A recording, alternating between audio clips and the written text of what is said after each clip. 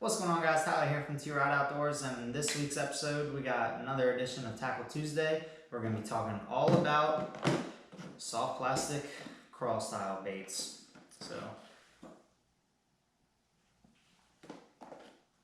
So up first, let's get right into it.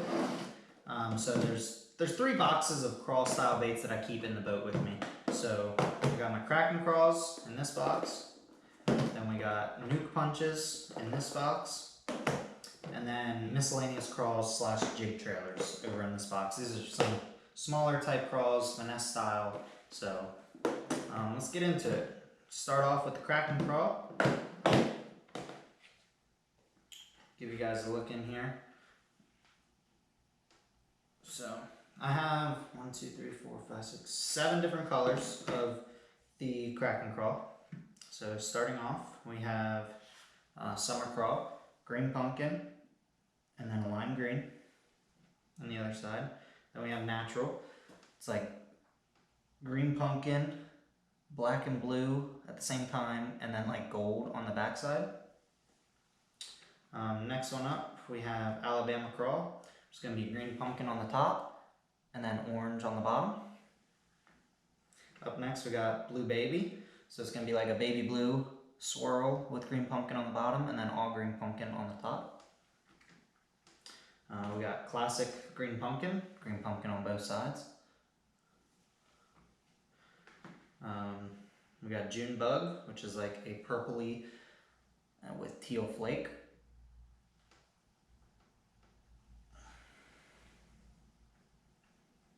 And then we also have I forget what they call this color. Let's see. Let me see if I have any others. It's just called Green Pumpkin Purple. So it's green pumpkin on the top, purple on the back. So for these style of baits, I'm going to be flipping and pitching these probably 9 times out of 10. The other 10th of a time is going to be on the back of a jig trailer, but I've gone away from using these as jig trailers just because here in Maryland, I mainly fish with bitsy jigs, which are 1/4 ounce jigs. It's smaller presentation. It's almost like a finesse jig. And if you put a huge bait like this on the back of a finesse jig, it kind of defeats the whole purpose of getting a smaller jig for finesse type situations if you're just going to throw this on the back of it. So I like to stay away from this for jig trailers.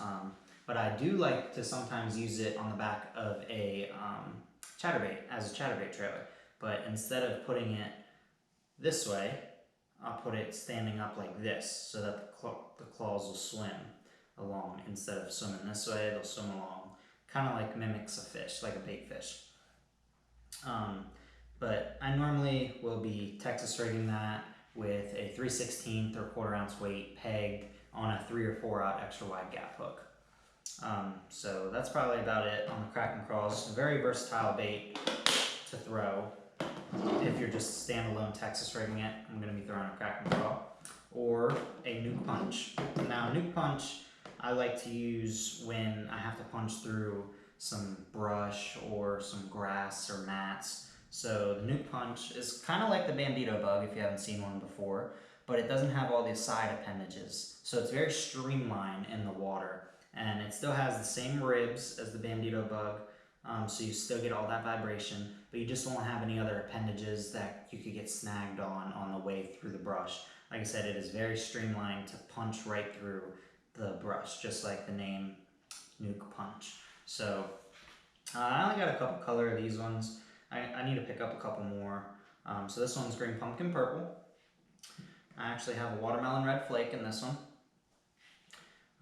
This one's called Okeechobee Craw. It's green pumpkin on one side, and then like a sapphire blue on the other side. Got a classic black and blue. You always need to have black and blue. And a classic green pumpkin if I had to recommend two colors to anybody starting out, it would be green pumpkin and black and blue. So, nuke punches, I have not tried them at all as trailers yet. I'm sure I will in the future, but as of right now, they're working for me just as a punching rig, punching setup. And so I'm just Texas rigging those, probably 3 or 4 aught hook, again, extra wide gap. And I'm always going to be pegging that weight, that way the weight stays down by the head of the bait. So that being said, that's all that I have on the nuke punches. Moving on.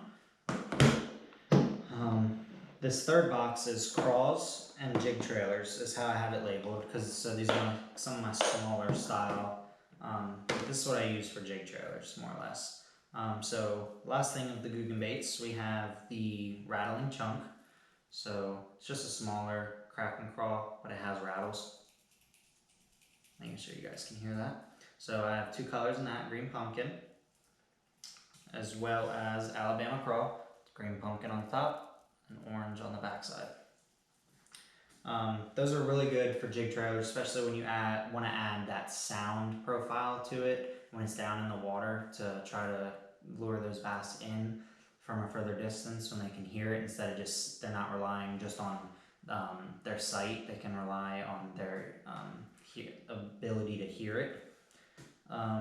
Let's see, I also have these, I believe they're net bait style craws. They came in Mr. Tackle Box forever ago, and I've used most of them out of this box by now. They're very hollow on the inside, if you can hear that. So I'll Texas rig these sometimes, but not a lot of times. Most times I throw these on the back of a bigger jig style trailer, because their claws, if you can see, their claws really go crazy. They don't really swim that in a uniform like the rattling chunk or the crack and crawl do. They kind of just do what they want, which can be beneficial, it also can hurt you. I guess this might look a little more natural since it's like free flowing, but to me, I don't really care too much for it. So I have those. I also got the Biospawn Exopod, I believe they call it, in black and blue. It's like a tube style bait with claw appendages. This one's nice on black and blue bitsy jigs, fits in perfectly. I'll just trim a little bit off the top if I'm throwing it on a jig. But you can Texas rig this as well. Let's see, so I have these Strike King chunks. These are for my peanut butter and jelly jigs that I have. The chunks work good. My biggest complaint with this style of chunk from Strike King is that the claws are so thin. They're like as thin as a piece of paper. And when a bass is eating a real crawfish, they'll go for the claws first to try to tear them off. That way they can't defend themselves. So when you're doing with this, those claws just rip so easily, and they're only good for like maybe 1 or 2 fish, because half the time they'll take the claw before they try to engulf the whole thing.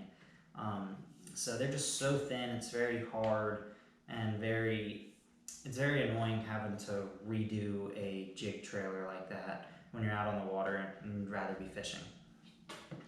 The last style of crawls that I have in here, I forget the exact brand on these. I ordered these from Shop Carl's forever ago, and maybe 1.5 to 2 years ago, and I put them on the back of bitsy jigs because they're just maybe 2 inches long, and they fit the bitsy jigs perfectly, and I love flipping the bitsy jigs in the river. It's the perfect size for those smallmouth in the river. So yeah, I really like them. I may have to order some new colors, see if they have any out, see if I can try to find that old video of mine and see what brand exactly they are. But I got 3 colors here that these have lasted me forever on bitsy jigs, and they have really nice claws. The body is perfect for the size hook of the bitsy jig. So this one is just all sapphire blue. This one is kind of like an Okeechobee craw. It's like black and blue up top and then green pumpkin on the back. And then this one is just a watermelon red flake. So with those 3 colors, I'm pretty much covered on all the bitsy jigs that I own and rigging them up like that. But it'd just be nice to experiment with some new colors. As you can tell, I'm kind of a collector of tackle. I like like to get something that I think I'm going to use, then test it out and give it a fair chance, see if I like it or not. And then if I do like it, I'll order more. If not, it'll just go up on the wall and stay on the wall. But that's going to be everything for this week's edition of Tackle Tuesday. Like I said, we're talking all about soft plastic crawl style baits. So thank you guys for watching, and I'll catch you guys next week on another episode of T-Rod Outdoors.